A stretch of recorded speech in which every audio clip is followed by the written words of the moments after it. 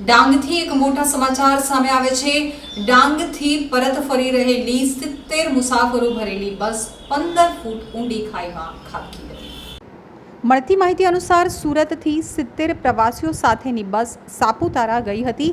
દિવસ દરમિયાન મોજ મસ્તી કરી અને પ્રવાસીઓ સાપુતારાથી સુરત પરત ફરી રહ્યા હતા। આ દરમિયાન સાપુતારાના માલેગામ ખાતે યુ ટર્ન ઉપર ઓવરટેક કરવા જતા સુરતના 70 પર્યટકો ભરેલી બસ પલટી મારી ગઈ હતી, જેમાં વિન્ડો સીટ ઉપર બેસેલા 3 વર્ષીય ભાઈ અને 7 વર્ષીય બહેનનું ફંગોળાઈ બહાર ફેંકાતા મોત થયું હતું, જ્યારે 22 લોકોને ઈજા થતાં તેમને નજીકના શામગાહાન CHC સેન્ટર ખાતે ખસેડાયા હતા।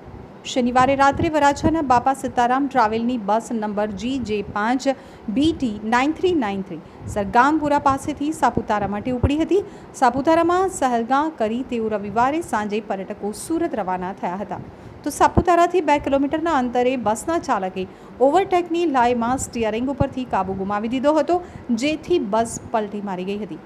આ અકસ્માતમાં બસમાં સવાર ગોપીપુરા મુમનાવાડના 7 વર્ષીય અતિફા અશફાક શેખ અને 3 વર્ષીય ઉમર અશફાક શેખનું સ્થળ ઉપર જ મોત નીપજ્યું હતું। સાપુતારામાં બનેલી દુર્ઘટનાની માહિતી મળતા જ પર્યટકોના ખબરઅંતર જાળવવા સ્વજનોએ દોડધામ કરી હતી। ઇજાગ્રસ્તોમાં સુલતાના સૈયદ, અલૈના સૈયદ, હિના સૈયદ, આશિયા સૈયદ, મોહમ્મદ જુનૈદ, મુમતાઝ શેખ, હેતલ ખુડાભાઈ, પુષ્પલતા સુરેશ, બીના પાટીલ, દિવ્યા ડબરિયા, સાજિદ સૈયદ પઠાણ, યુનુસ ખાન, સાનિયા બાનુ, મોહમ્મદ હમઝા, જમીલા અશફાક, AG શેખ, તૌફિક ખાન પઠાણ, ઝાકિર નાસર સૈયદ, ઝુબેર સલીમ, કનીઝ મલિક, સબ્બીર મિયા મોહમ્મદ, જાવેદ નઝીર ઇજાગ્રસ્ત થયા હતા। આજરોજ આપ જાણો છો તેમ સાપુતારામાં એક બસ ખાઈમાં પડી ગઈ છે। લગભગ એમાં 70 જેટલા પેસેન્જરો હતા। આહવાથી હાલ 8 પેશન્ટ મોકલ્યા છે એવું લગભગ દોઢ કલાક પહેલા ન્યૂઝ આવેલા હતા। તે મુજબ આપણે અહીંયા બધી કેઝ્યુઅલ્ટીમાં તૈયારી કરી દીધી છે।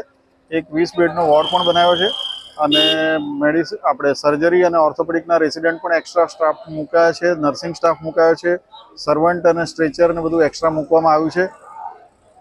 મેડિકલ ઓફિસર બી એક મૂકવામાં આવ્યા છે।